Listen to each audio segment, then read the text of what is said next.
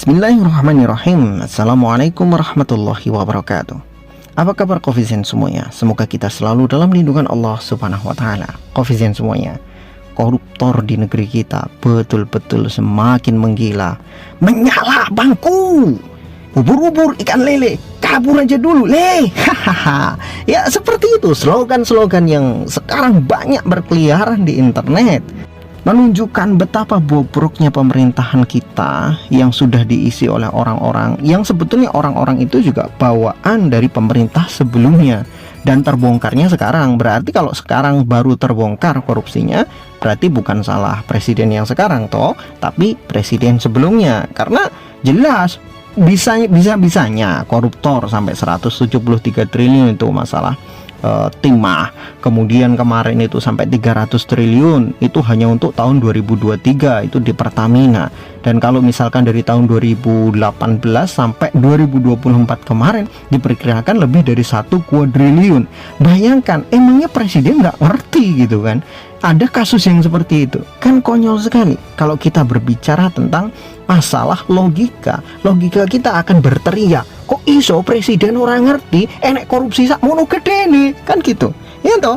Kita pakai logika saja, tidak mungkin. Aneh sekali, ada dana sebegitu besarnya terkorupsi secara terorganisir kok yora kroso gitu loh. Bahasa kita kan begitu.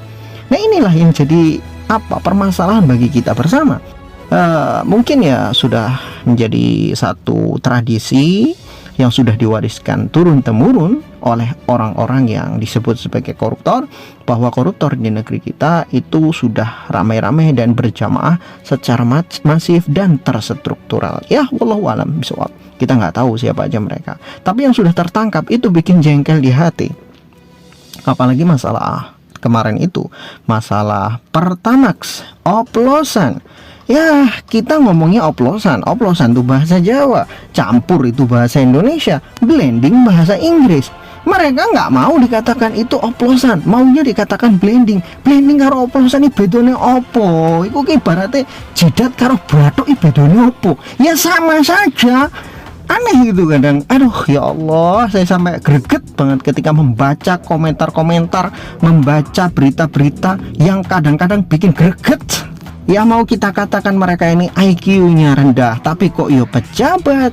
Tapi kita mau mengatakan mereka IQ-nya tinggi, tapi kok yo membedakan bahasa Inggris dengan bahasa Indonesia dengan makna yang sama, tapi maksudnya pengen berbeda. Itu aneh banget gitu.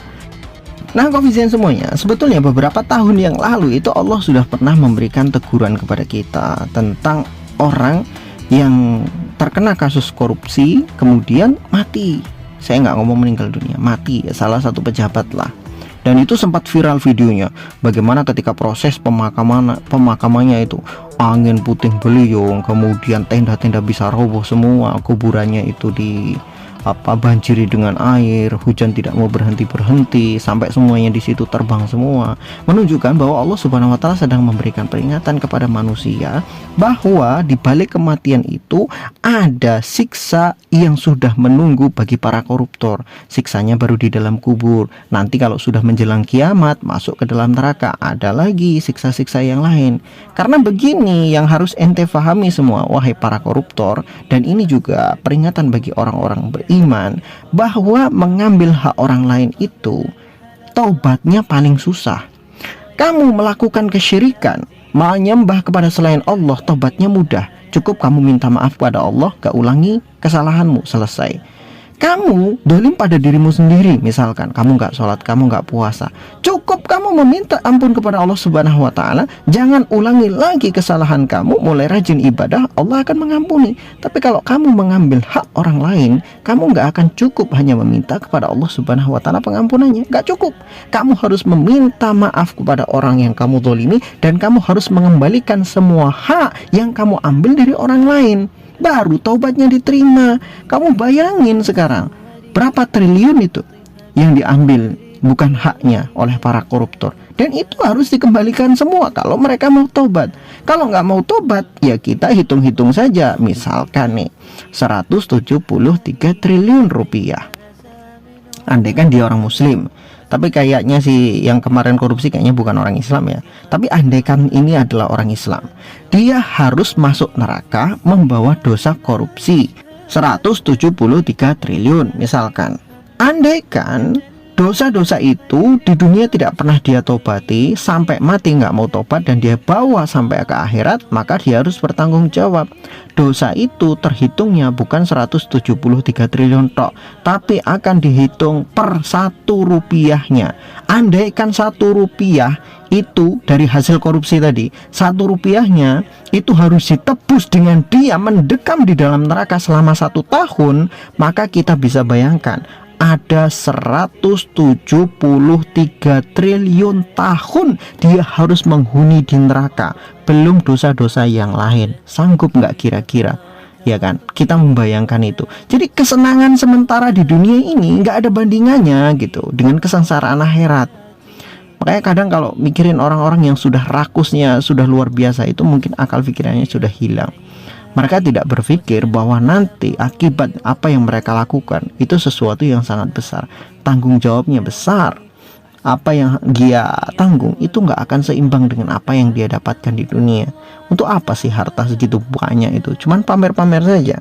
Tapi pada akhirnya walaupun dia pamer juga, tetap orang akan memandang koruptor gitu kan, kaya tapi duitnya duit haram kan gitu.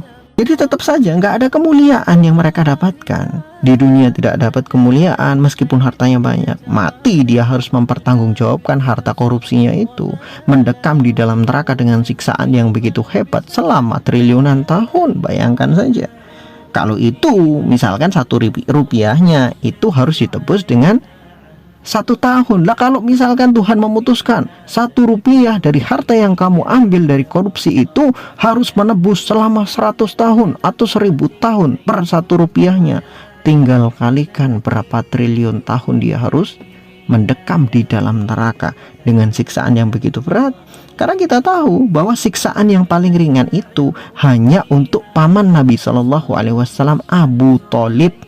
Beliau itu diberikan terompah dari besi, kemudian beliau suruh menginjak di atas batu yang sangat panas. Batu itu dibakar di bawahnya dengan api neraka.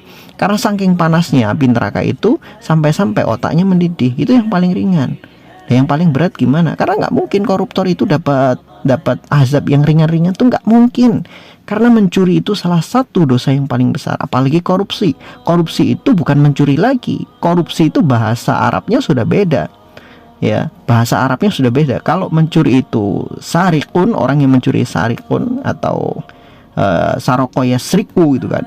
Sedangkan korupsi itu kalau di dalam ayat Al-Quran disebut sebagai ghulul gitu kan. Wa may yaghlul ya'ti bima ghalla yaumal qiyamah. Jadi Allah sampaikan, wa may yaghlul, siapa aja yang dia mengkhianati, pengkhianatan, korupsi itu termasuk ghulul. Wa may yaghlul ya'ti bima ghalla yaumal qiyamah, maka dia akan datang dengan membawa apa yang dia korupsikan, apa yang dia hianati itu, mengambil hak milik orang lain, ya terutama koruptor tadi itu, akan dia bawa itu pada hari kiamat, dipanggul dengan dirinya sendiri, dipanggul dengan pundaknya sendiri, seluruh dosa-dosa itu. Ya kamu bayangin aja 173 triliun itu, kalau 173 triliun belum kemarin yang di Pertamina itu, waduh udah berapa triliun, itu akan dihadapkan di hadapan Allah Subhanahu wa Ta'ala dengan dosa-dosa mereka itu, semuanya ditampakkan. Dan semua orang melihat itu, oh itu koruptor ya, oh lihat dosanya yang dipanggul. Semua orang akan melihat, dia akan dipermalukan pada hari kiamat. Jadi sebetulnya apa yang dia nikmati di dunia sementara ini nggak akan seimbang, nggak ada apa-apanya itu jika dibandingkan dengan nanti resiko yang harus dia tanggung di akhirat. Wallahu a'lam bishawab.